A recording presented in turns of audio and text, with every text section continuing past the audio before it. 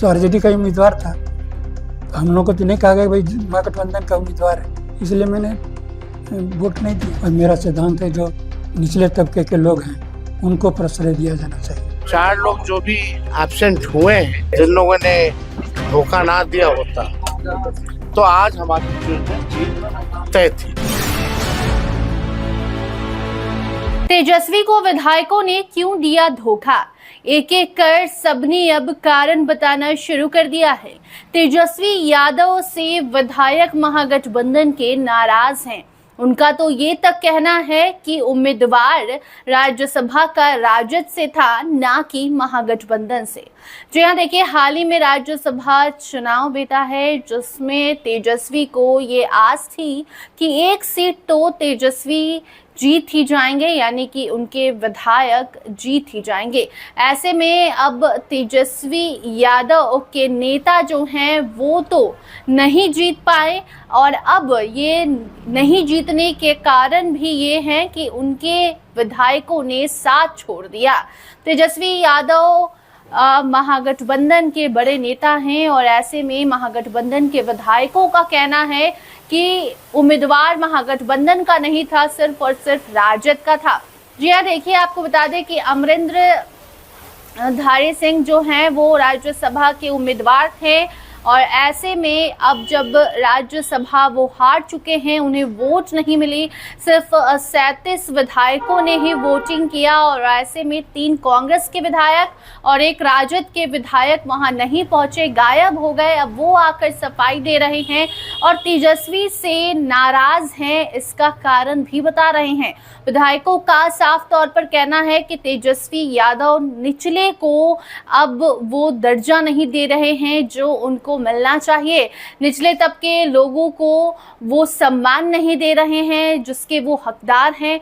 ऐसे में आपको हम बता दें कि तस्वीर सामने आई है मनोहर प्रसाद सिंह की, जिन्होंने साफ तौर पर बताया है कि आखिर वो क्यों नहीं तेजस्वी को सपोर्ट करने पहुंचे, यानी कि राजद के उम्मीदवार अमरिंदर धारी सिंह को क्यों नहीं मनोहर प्रसाद सिंह ने सपोर्ट किया, ये कारण बता रहे हैं। और उसमें उन्होंने साफ साफ शब्दों में कहा है कि हम अपने सिद्धांतों के खिलाफ नहीं जाते हैं।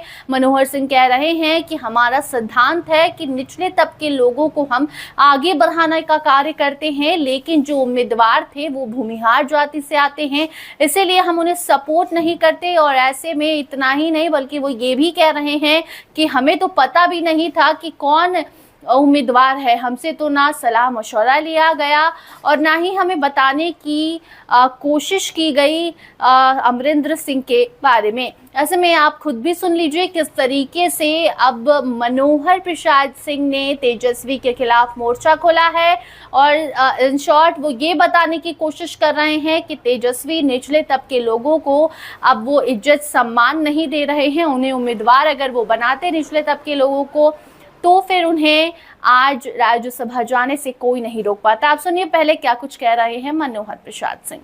राज्यसभा चुनाव में आपने हिस्सा नहीं लिया और कई लोग कई तरह की बातें कर रहे हैं, तो मेन रीजन क्या रहा कि आपने वोटिंग में हिस्सा नहीं लिया? लोगों की बात का क्या है, जिसको कहना है अपना कहे, उनको कहने के लिए कोई रोक नहीं सकता है, न कोई उसको मना कर सकता है। मैं सिद्धांत पर काम करता हूँ, और मेरा सिद्धांत है जो निचले तबके के लोग हैं उनको प्रश्रय दिया जाना चाहिए। और जो लोग आप बोल रहे हैं कि महागठबंधन का जो उम्मीदवार दिया गया, तो महागठबंधन का उम्मीदवार डिक्लेयर कहाँ किया गया था कि महागठबंधन का उम्मीदवार है? तो आरजेडी का उम्मीदवार था। तो हम लोग को तो नहीं कहा गया भाई महागठबंधन का उम्मीदवार है।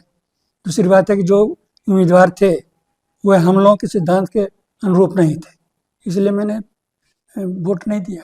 सर, गठबंधन धर्म को लेकर बात सामने आ रही है कि अन्य और भी विधायक थे, उन्हें भी कुछ समस्या हो सकती थी, लेकिन उन्होंने पार्टी को आगे रखा और वोटिंग की।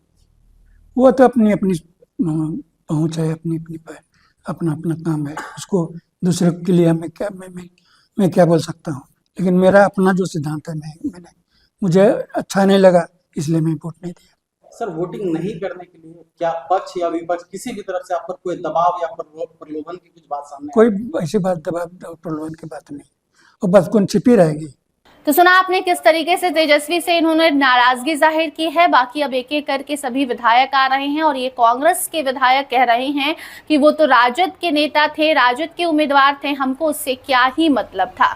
बाकी अब इस रिपोर्ट पर और जिस तरीके से भूमिहार उम्मीदवार होने का नुकसान हुआ है तेजस्वी को, भूमिहार उम्मीदवार को आगे राज्यसभा भेजने की तैयारी कर रहे थे, जिसका भारी नुकसान अब पहुंचा है उनकी पार्टी को। तो ऐसे में आप इस रिपोर्ट पर क्या कुछ कहना चाहते हैं, क्या लगता है कैसे इसकी भरपाई तेजस्वी आगे कर पाएंगे, कमेंट सेक्शन में जरूर बताइएगा। अन्य अपडेट्स के लिए बने रहिए स्टार टीवी बिहार के साथ। धन्यवाद।